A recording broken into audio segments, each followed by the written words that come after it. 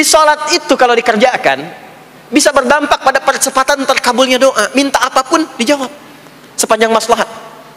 Makanya nanti untuk umat Nabi Muhammad, jangan tunggu panggilan sholatnya adalah panggilan langsung dari Allah. Minta, punya masalah apa? Aku selesaikan, kata Allah.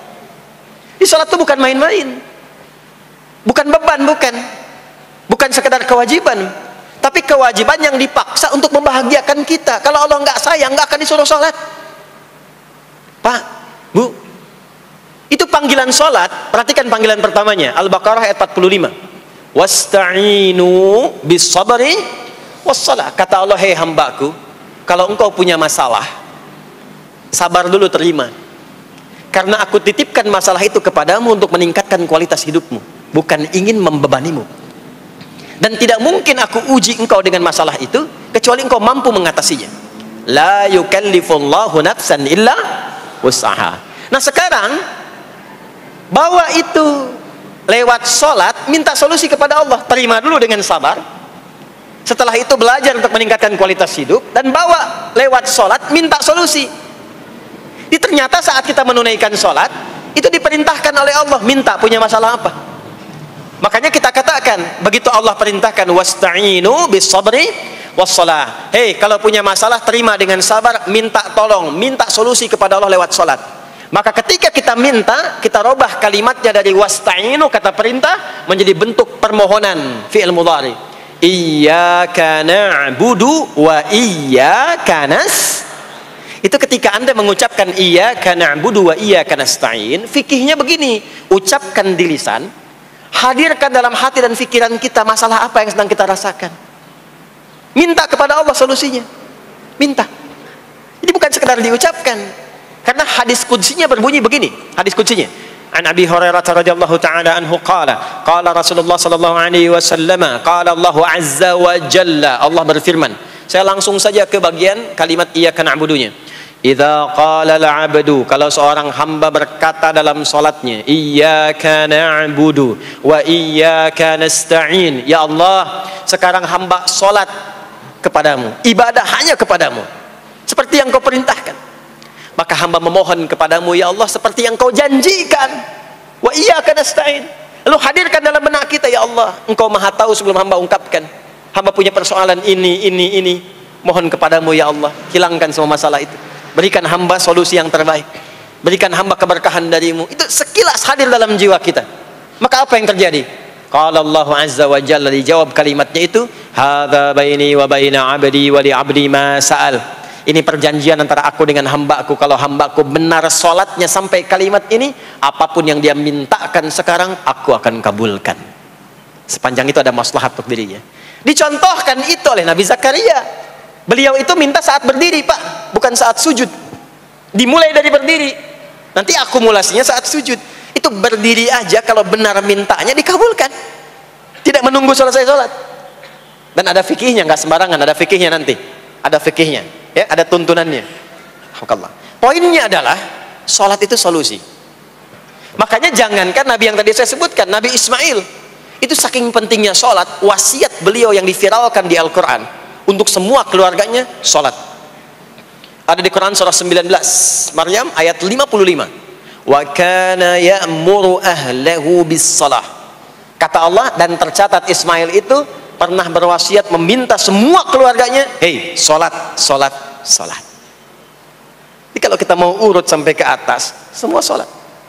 Muhammad sallallahu alaihi wasallam bin Abdullah bin Abdul Muttalib bin Hashim bin Abdul Manaf bin Qusay bin Murrah bin Kilab bin Ka'ab bin Ghalib bin Fihr bin Malik bin Nadar bin Kinana bin Khuzaimah bin Mudrikah bin Ilyas bin Nizar bin Mudar bin Ma'ad bin Adnan bin Addi bin Adri bin Muqawwam bin Nahur bin Tarikh bin Ya'rub bin Yasjub bin Nabit bin Ismail alaihi salam bin Ibrahim alaihi salam bin Azar atau bin Nahur bin Abir bin Kinan bin Arfakhshad bin Sam bin Nuh alaihi salam bin Mikhlail Matusyalah bin Kinan bin Anwas bin Thith bin Adam alaihi salam.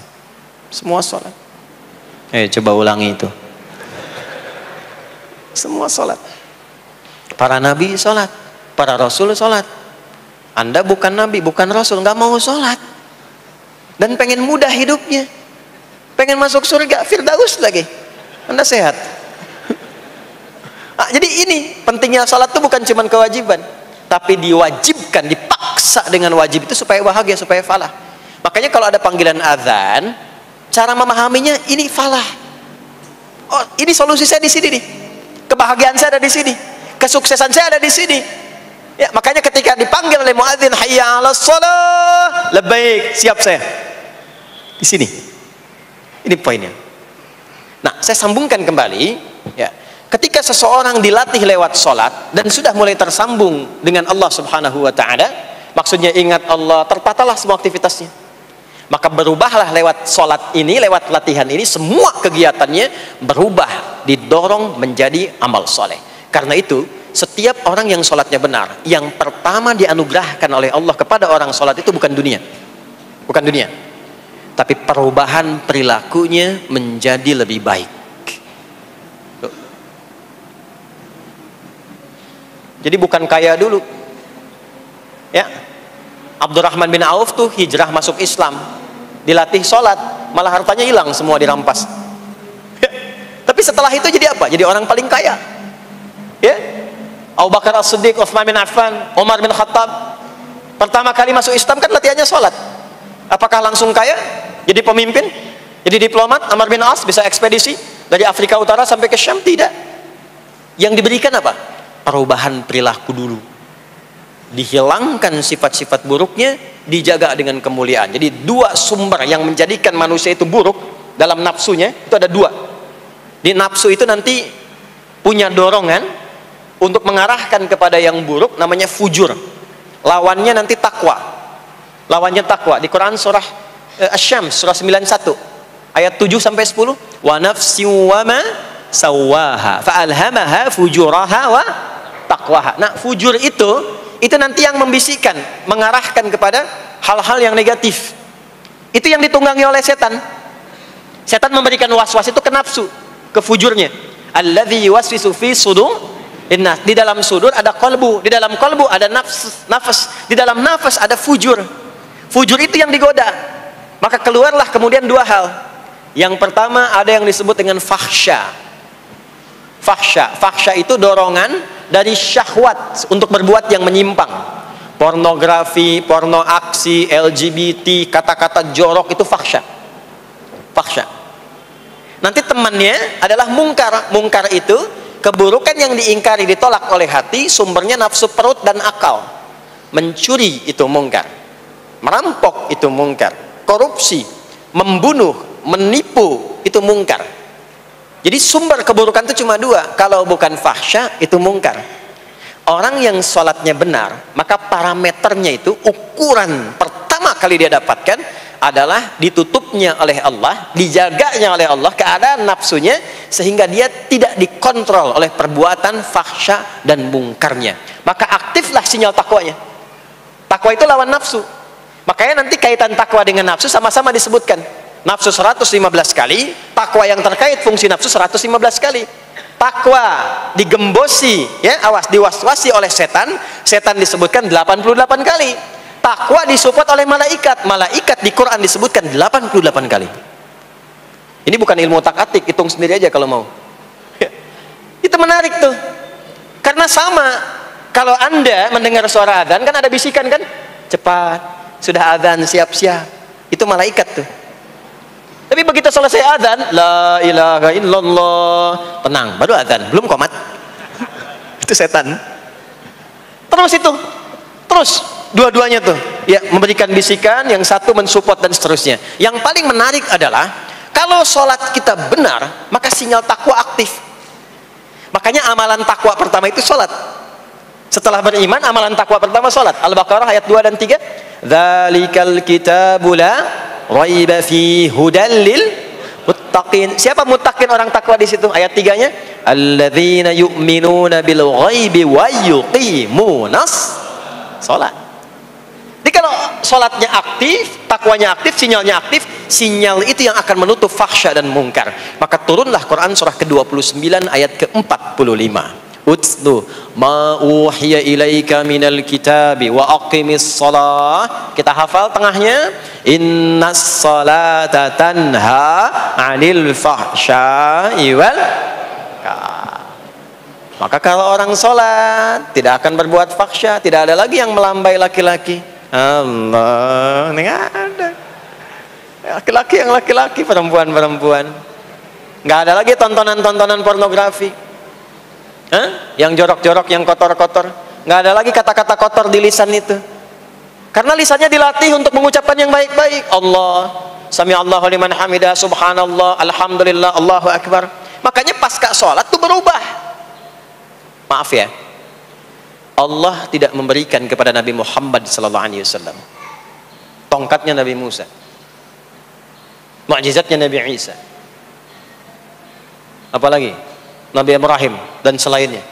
Tapi Allah turunkan Al-Quran kepada Nabi Muhammad SAW, lalu dipraktekkan Quran itu pertama lewat sholat. Anda tahu apa yang terjadi? Nabi Muhammad itu diutus oleh Allah dalam lingkup masyarakat yang sangat terbelakang dan hatam kriminal. Jadi kriminalnya bukan dikerjakan, hatam. Dan nyaris tidak kenal kebaikan, makanya disebut dengan jahiliyah. Kalau Bapak Ibu tanya di zaman Nabi, ya maaf, ada pezina? Bukan cuman ada, hatam, perfeksionis zinanya. Itu. Membunuh itu, ya, mabuk, ada orang mabuk kekinian di zaman jahiliyah, pemabuk amatir itu 5 kali sehari mabuknya. Yang amatir. Jadi kalau baru mabuk sekali, 2 kali itu coba-coba. Amatir itu 5 kali. Pembegal. Ya, sekarang kita dengar berita ada begal ini itu. Jahiliyah itu sekampung begal semua. Kampung Gifar. Tapi Allah menghendaki Rasulullah latih lewat salat. Apa yang terjadi? Berubah jahiliyah itu, berubah menjadi khairu ummah. Umat terbaik yang paling teladan, yang menginspirasi, yang pernah berkehidupan di bumi.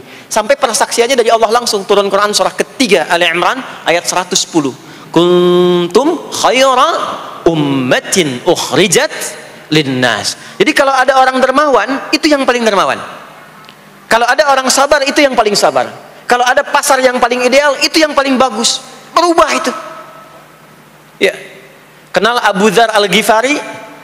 Ayo kenal. Enggak. Abu Dzar Al-Ghifari itu nama aslinya Jundub bin Junadah. Di antara pemimpin begal di zamannya. Dari kota Ghifar. Ghifar itu kampung begal asalnya. Ya, hamukumullah. Masuk Islam. Datang ke Mekah. Bertemu dengan Rasulullah. Begitu masuk Islam, kata Jundub bin Junadah, ya Rasulullah, ausini au kama qala, berikan saya nasihat. Kata Nabi, pulang sekarang. Kata beliau, enggak, saya mau umumkan keislaman saya depan Ka'bah. Kata Nabi, jangan lakukan. Sekarang orang masih belum tahu tentang Islam, nanti marah kamu dipukuli. Kata beliau, ya Rasulullah, saya ini membegal terang-terangan, masa bersyahadat sembunyi-sembunyi? Maka keluar ke depan Ka'bah, dia katakan, ya ma'asyara Quraisyin, hei semua orang Quraisy. Datang orang, ushidu bi annahu la ilaha illallah wa anna Muhammadar Rasulullah. Aku bersaksi, syahadat la ilaha illallah Muhammadar Rasulullah. Kalian mau apa? Dipukulin sampai pingsan. Sampai ketika akan diteruskan, ada riwayat mengatakan datang Sayyidina Ali bin Abi Thalib, ada yang mengatakan Sayyidina Hamzah, ya, bin Abdul Muttalib radhiyallahu ta'ala anhuma jami'an. Datang menyampaikan, jangan teruskan. Kalau ini meninggal, ini wafat, kita akan celaka karena kafilah kita akan lewat desa Ghifar. Kalau lewat Ghifar gak akan berhasil niaga kita, katanya. Ya, karena akan dihabisi semua ini orang Ghifar. Maka dibiarkan pergi, pulang.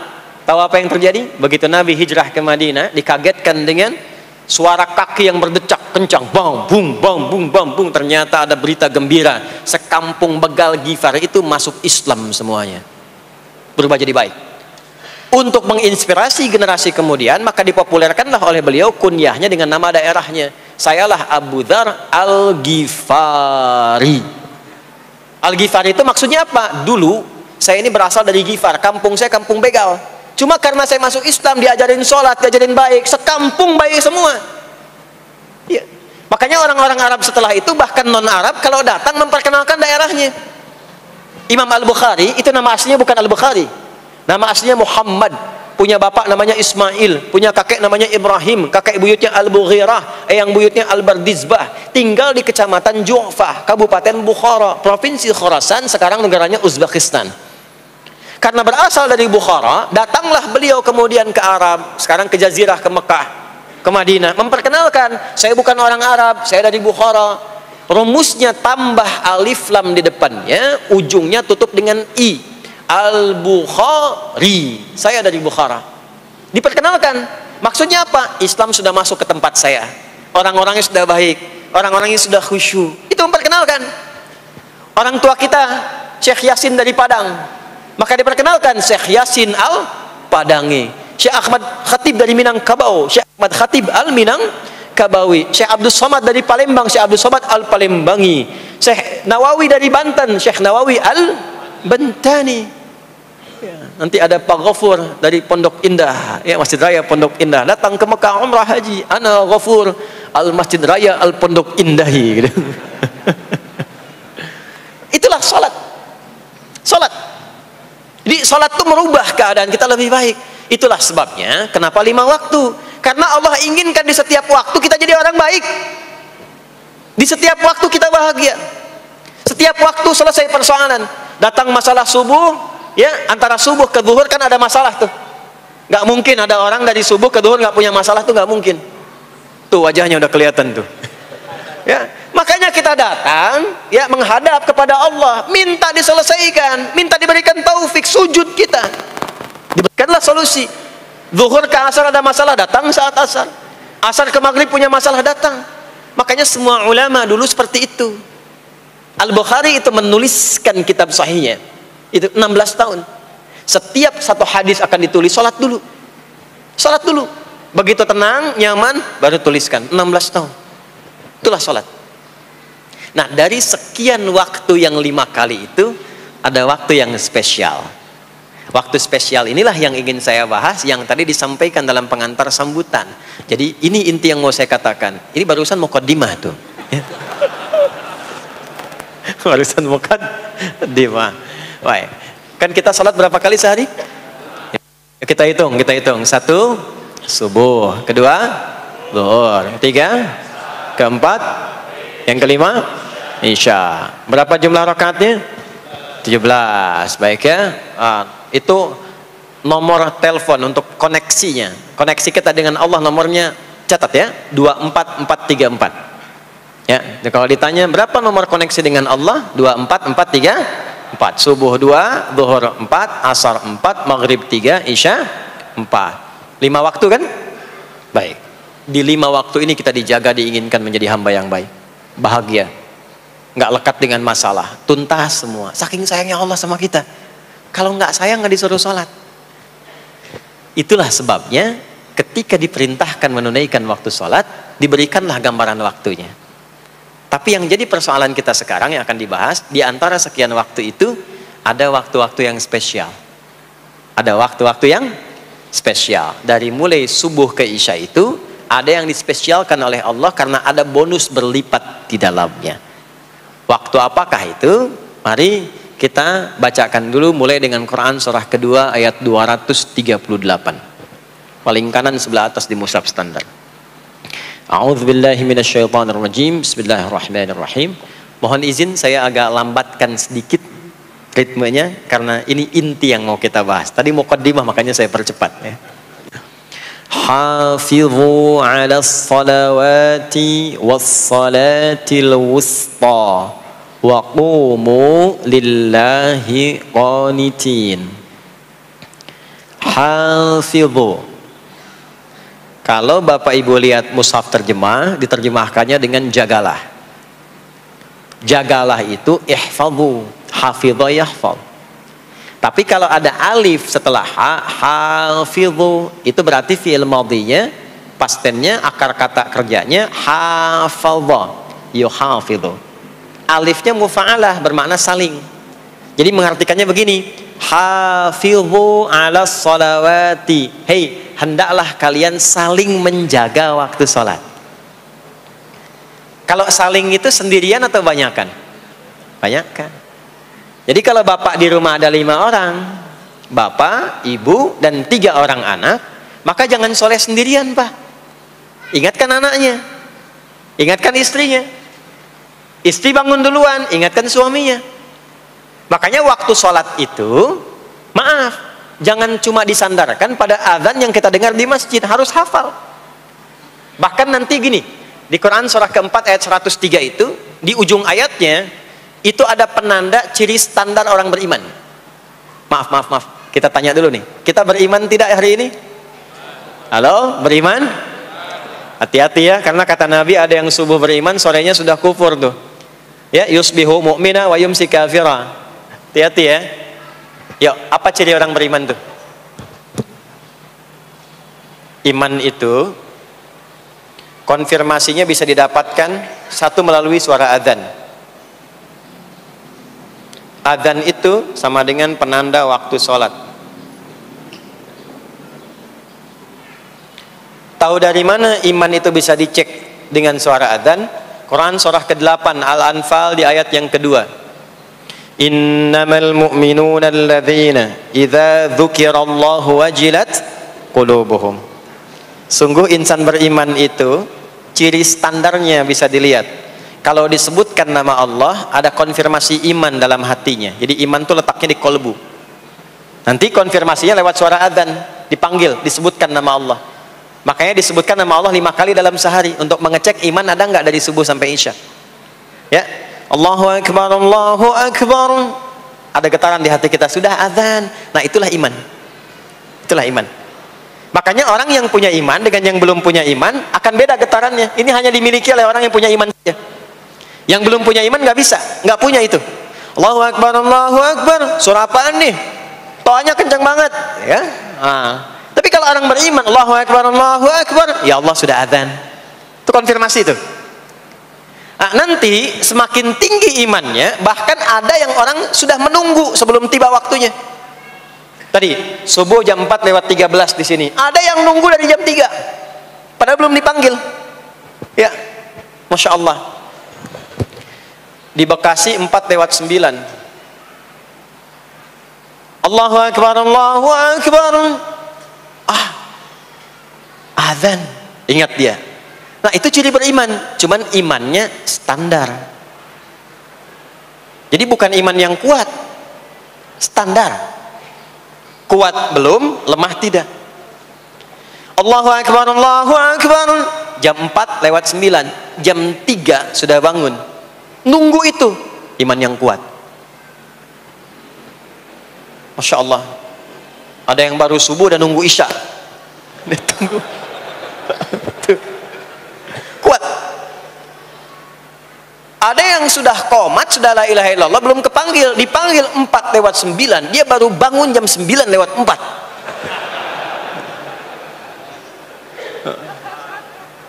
Tuh. Nah, ini iman lemah di bawah. Ciri standar karena dipanggil ingat, maka ciri standar orang beriman itu tahu waktu sholat. Harus tahu Pak, Bu. Itu standarnya. Itu ada di Quran surah keempat di akhir ayat 103. Inna salata kanat 'alal mu'minina kitaban mawquta. Kalau pakai terjemah balaghah itu bunyinya begini, sungguh orang beriman itu pasti tahu waktu sholat. Nah, jadi kalau ditanya jam berapa zuhur nanti belum bisa kita jawab dengan sempurna, itu artinya apa? Imannya belum naik itu ke level standar, belum menguat. Ya, ini poinnya. Nanti kapan waktu sholat itu tiba? Kalau ada yang belum ingat, jangan dibiarkan tidak ingat. Makanya kata Al-Quran, saling menjaga ya waktu sholat itu. Jangan sampai di keluargamu, ada temanmu, kolegamu, bahkan tetanggamu itu nggak tahu waktu sholat. Bahkan nggak sholat, itu bahaya.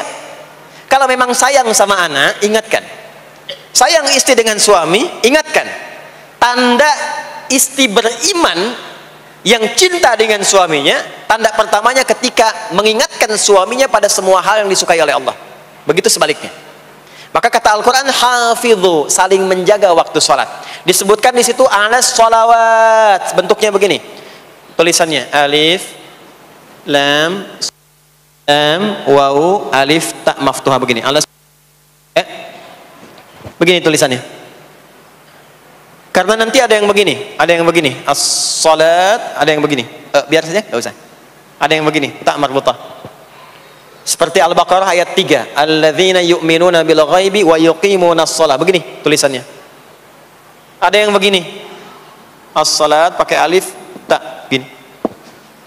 Tapi di Al-Baqarah ayat 238 tulisannya begini. Alas salawati, taknya terbuka. Secara singkat begini, secara singkat. Kalau tulisannya begini, maka yang dimaksud salat fardu. Yang dimaksud salat apa? Salat fardu. Salat fardu itu ada berapa? 5 waktu.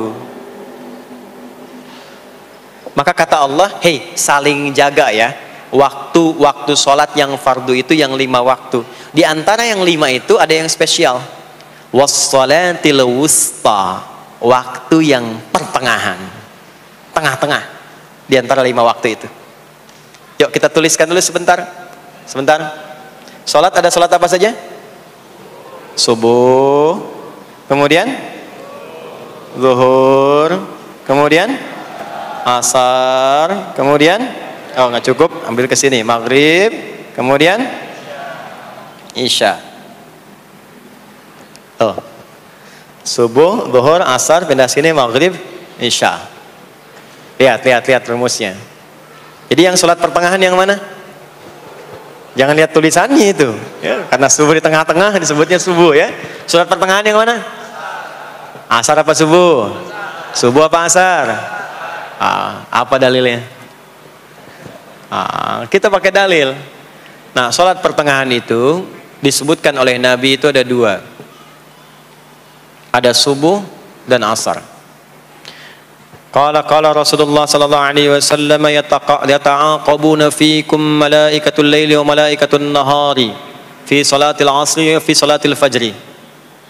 Berebut semua malaikat yang bertugas di siang dan malam, berebut membersamai kita. Kalau berebut itu artinya kalau ada yang berdoa diaminkan, kalau ada yang mohon ampun diistighfarkan oleh malaikat.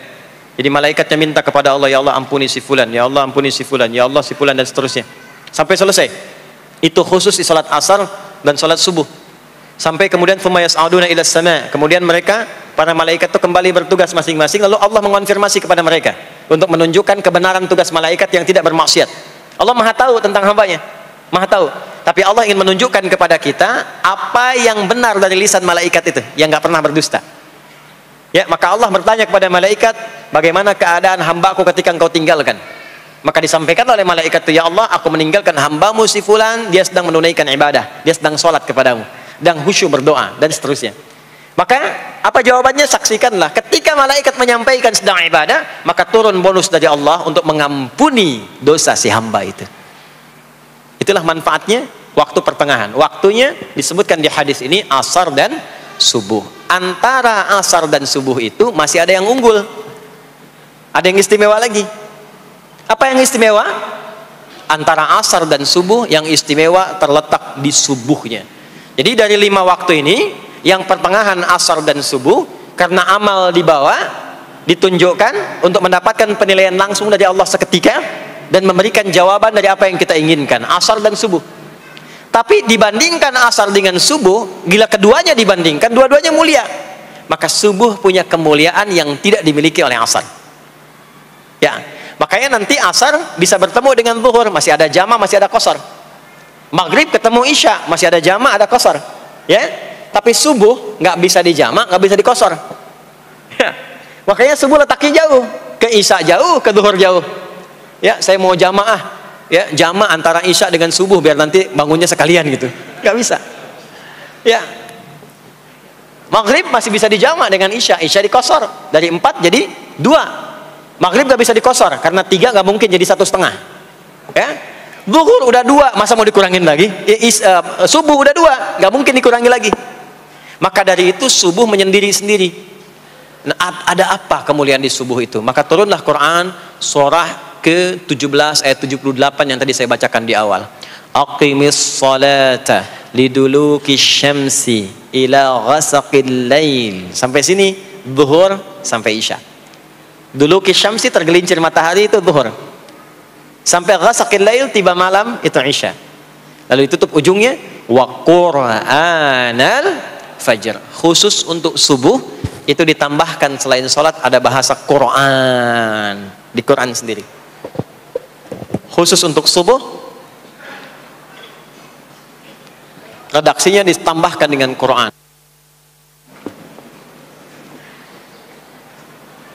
Apa itu Quran? Halo, apa itu Quran? Kalau tidak tahu cepat katakan wallahu a'lam. Apa itu Quran? Wallahu a'lam. Ada Quran, ada Al-Quran. Ada Quran, ada Al-Quran. Kalau yang disebut Al-Quran itu mutlak firman Allah. Dari mulai Al-Fatihah sampai An-Nas. Ini yang terdapat di dalam mushaf ini, di 2 jilid ini. Ya, itu Al-Quran. Kalau disebutkan Quran tanpa alif lam, maka yang dimaksudkan bacaan secara umum. Apakah itu Al-Quran, doa, istighfar, semua bacaan itu Quran. Kemuliaan sholat subuh itu dimulai sejak waktu fajar, matahari mulai keluar sinarnya untuk membelah gelapnya malam, itu sinarnya disebut dengan fajar. Nanti subuhnya saya terangkan di akhir. Sinarnya dibelah, membelah kegelapan malam, fajar shadiq. Maka pada saat itu bukan hanya sholatnya yang punya keistimewaan seperti sholat asar tadi, tapi semua bacaannya langsung dijawab seketika oleh Allah Subhanahu wa taala, dipersaksikan oleh seluruh malaikat dan dijawab langsung oleh Allah Subhanahu wa taala. Jadi kalau Anda berdoa, maaf, doanya lebih cepat terkabul kalau dipanjatkan dengan cara yang benar dan khusyuk. Kalau Anda istighfar, langsung dijawab. Kalau kita baca Quran, pahala langsung dituliskan berlipat. Itulah kemuliaan waktu fajar. Jadi Allah sendiri yang menyampaikan, bukan cuma sholat yang penting, semua bacaannya itu langsung didengar, langsung direspon, langsung dipersaksikan. Karena itu ada anjuran bahkan dari Al-Quran, dan ini dikerjakan oleh semua sahabat, saking pentingnya sholat subuh itu, waktu fajar itu, bahkan mereka bangun dan menunggu sebelum tiba fajar. Maka disitulah muncul kemudian tahajud. Maka muncullah kemudian istighfar sebelum waktu subuh. Ya, ada amalan, ini saya mau kasih rahasia ya. Tapi tolong jaga, ini antara kita saja di sini. Ya, rahasia. Ada waktu sebelum subuh. Cuman 15 sampai 20 menit kurang lebih. Ingat ya, kalau dikonversi sekitar 15 sampai 20 menit waktunya. Namanya waktu sahar. Sahar, jamaknya ashar. Jamak itu karena setiap hari oleh Allah dikasih itu. Sahar, jamaknya ashar. Rahasianya di mana? Bapak Ibu, ini waktu yang paling cepat untuk terkabulnya doa. Anda mau minta apa saja, hadisnya qudsi. Ibadi, kata Allah, hambaku, siapapun yang bermohon sekarang aku kabulkan, yang minta aku berikan. Wa man istaghfara li ghafartu lah. Siapa yang minta ampunan, istighfar, aku ampuni dia sekarang juga.